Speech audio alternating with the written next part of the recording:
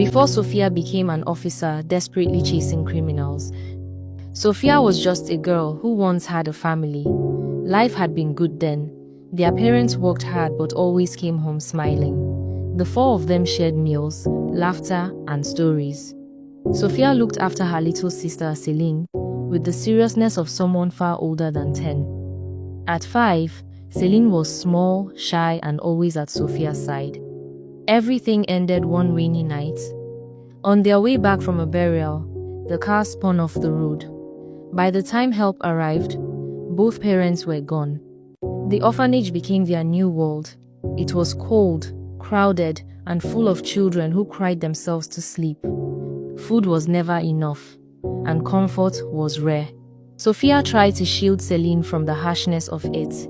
She saved scraps for her, brushed her hair with her hands, and told her that as long as they were together, they would be fine. To seal that promise, Sophia made 2 bracelets from bits of string and thread she found in the yard.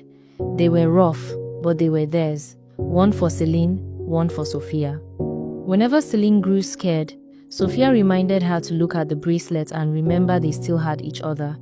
But promises couldn't stop what came next. A family arrived one day, looking to adopt. Their smiles lingered on Celine. They called her sweet, gentle, perfect. They barely looked at Sophia. She was too old, already 10, and families wanted children they could shape from the beginning.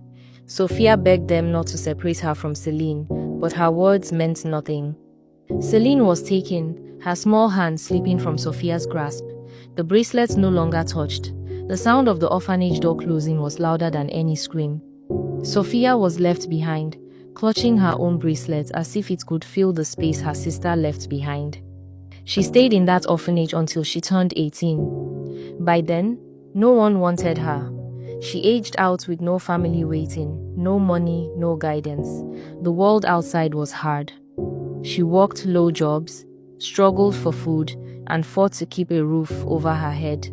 But through it all, she never forgot Celine. The promise she made in the orphanage never left her.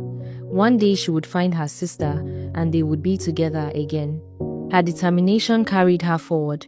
She pushed herself to build a life strong enough to keep that promise. She chose the police force, at first for survival, but soon it became more. She discovered a purpose in chasing criminals, in fighting the kind of darkness that had broken her own family. Her name grew inside the department. She was relentless, disciplined, unshaken by fear. But beneath the uniform, she still carried the memory of a small girl and a frayed bracelet. Then came the name that would change everything: Raven. At first, it was just another file on her desk, a string of killings carried out with precision. No mistakes, no clear motive. The figure behind it remained faceless. The only trace left behind was a single black feather at each scene, as if to mock those who tried to follow. The press called this phantom Raven, and the name stuck. Raven was clever, skilled, untouchable. Each escape left the police more frustrated, but Sophia's resolve only deepened. To her, Raven was not just another criminal. Raven was the test of everything she had built herself to be. And so, standing over another crime scene with a black feather left on the floor, Sophia made her vow. She would not stop, she would not bend, she would not rest until Raven was in her hands. Sophia pulled the trigger and Raven dropped lifeless to the ground. The moment felt unreal. She stepped closer, her breath ragged, her hands trembling. She reached down to pull the mask away. And then Sophia jolted upright in bed, sweat damp on her skin. Her pulse raised as if she had truly fired the shot. It had only been a dream, one she had lived through too many times. Even in her sleep, Raven owned her thoughts. She stared at the ceiling, forcing her breathing to slow. The hunt never left her, not when she walked, not when she rested. Raven was more than a case. Raven was an obsession. At headquarters, the briefing room was filled with tired faces. Another victim, another man dead in his own home. The mark of Raven left behind, a single black feather resting on the polished floor. But this killing, like the others, wasn't random. Each victim was someone of power, influence, or wealth. Politicians, judges, businessmen. All of them carried histories that were more shadow than light. One by one, the pieces began to connect. The victims were not strangers to each other. They had crossed paths in deals that never reached the public eye. Decisions whispered in closed rooms. It was as though someone had made a list and Raven was moving through it, striking down names with deadly precision. Theories grew. Some believed Raven was working alone, others that someone powerful had hired the assassin to silence old partners. No matter the motive, the killings were cold, methodical, and always a step ahead of law enforcement. Sophia studied every detail she could. She memorized patterns, replayed footage, compared files until her eyes blurred. Raven was clever, yes, but Raven was still human. Humans made mistakes. Sophia only needed one. That night, an informant tipped them off. Another target was marked. A wealthy developer, known for his connections in politics. The team moved fast, surrounding the building, but Raven was already there. Raven moved through the hall with speed, one step ahead as always. Sophia's blood surged as she followed through the stairwell. Her boots hit the steps hard, her gun steady in her hand. She heard the door slam open above her. She ran faster. By the time she reached the rooftop, the night air was sharp against her skin. Raven stood near the edge, tall, lean, the mask hiding every feature. For a breath, they faced each other. Sophia raised her weapon, but Raven moved first, swift as if the whole scene had already been rehearsed. A flash of motion knocked her arm aside, the gun clattering against the floor.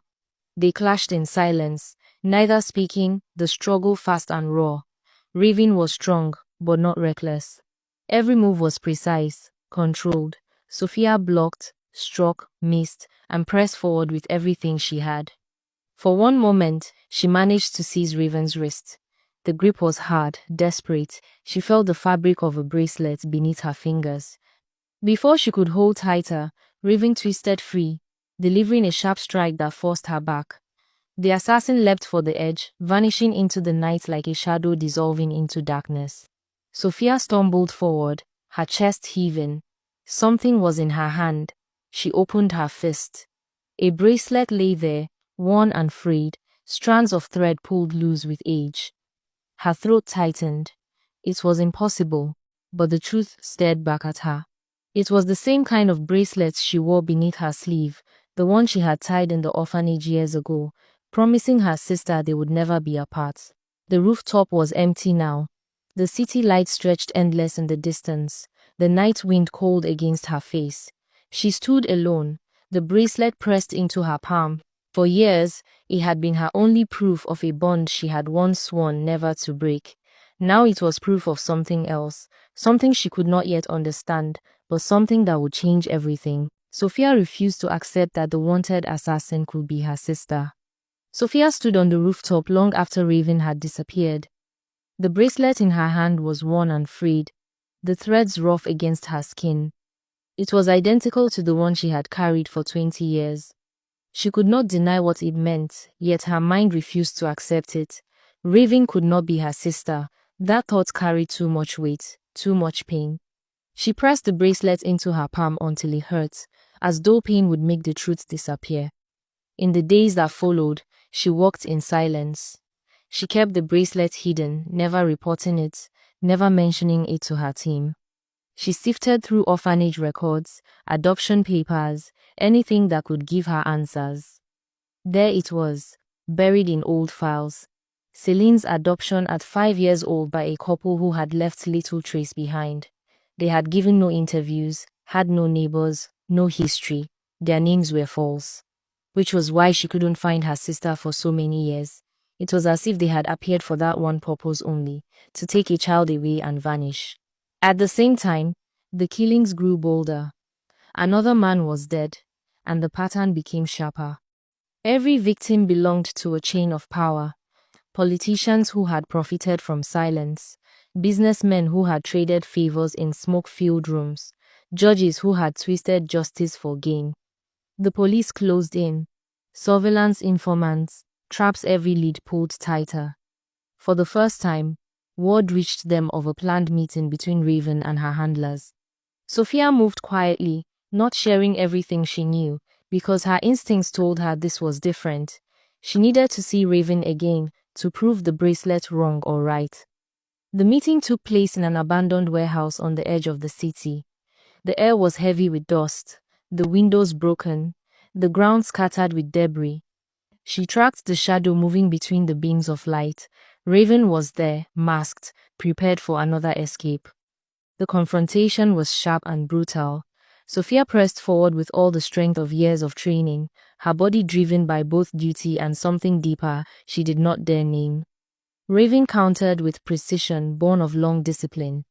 Every strike carried skill, every movement the mark of someone who had been shaped into a weapon since childhood.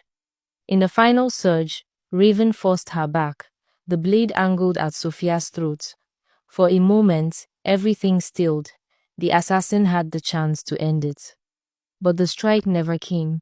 Instead, Raven's body trembled, the weapon slipping from her grasp. She staggered, then dropped to her knees, the weight of something far heavier than the fight pressing her down.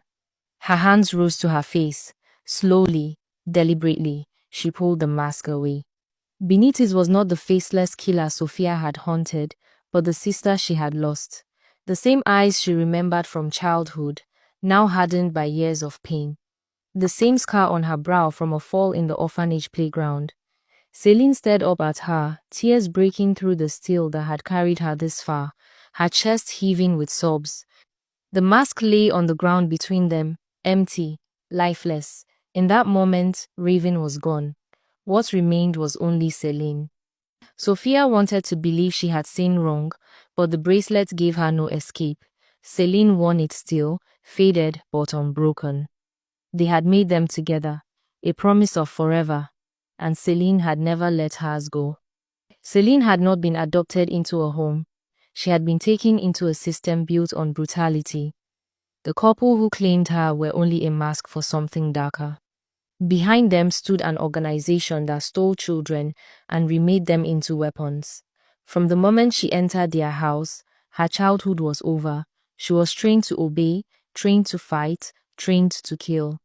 The organization did not kill for ideals, they sold death. Politicians who wanted rivals removed, businessmen who wanted competition erased, men who wanted their enemies gone, all came to them. The assassins were tools for hire, never told why their targets had to die. Orders were all that mattered. Those who disobeyed or tried to escape were executed as examples. Celine survived by obeying. Every mission was another chain fastened around her life. She killed not because she chose to, but because choice had been taken from her long ago. The moment of recognition between them did not last. A gunshot cracked through the air, sparking against the concrete. It came from neither police nor Sophia's team, but from one of the hitmen of the organization. They had found their way here. The bullets missed, but it was enough to scatter the moment. Celine fled. The instinct drilled into her, stronger than anything else. Sophia shielded herself and returned fire. By the time the police closed in, Celine was gone. Now the chase was over in a different way. The police had discovered what Sophia already knew. Raven was a woman, and her capture was close. Units tightened the net, press swarmed, and higher officers demanded answers. But Sophia could not let them have her. The police wasn't the only problem. The organization would find her even in chains. They would silence her as they had silenced countless others whose identity were discovered. Sophia made her choice. She would not lose her sister again. The plan was dangerous and fragile. Sophia spread the word that Raven planned to leave the country on a cargo ship loaded with containers. Police and the organization moved in and raided that ship. In the chaos, Raven was seen jumping into the dark water. On the deck, a bloodied bracelet, trails of blood and a torn scrap were left behind, enough for anyone watching to believe she had died. Nobody came up. In truth, the current carried Celine away from that ship toward a small launch waiting out of sight, where a paid smuggler pulled her aboard and took her quietly out to sea. Her name was erased, her trail wiped clean. She vanished not as Raven, not even as Celine, but as someone new, someone no one could trace. Sophia stood alone when it was over. The world believed Raven was gone. The organization would search for a time, then shift its eyes elsewhere. Only Sophia knew the truth. She had kept her promise, late but unbroken. She had found her sister, and this time she had not let go. In the silence of her apartment, Sophia placed the two bracelets side by side on the table. One was hers, one was the fragment she had torn from Raven's wrist. Both were worn, both carried the years between them. They were proof of loss and proof of survival. The hunt was finished, but the bond remained. One day they will meet again.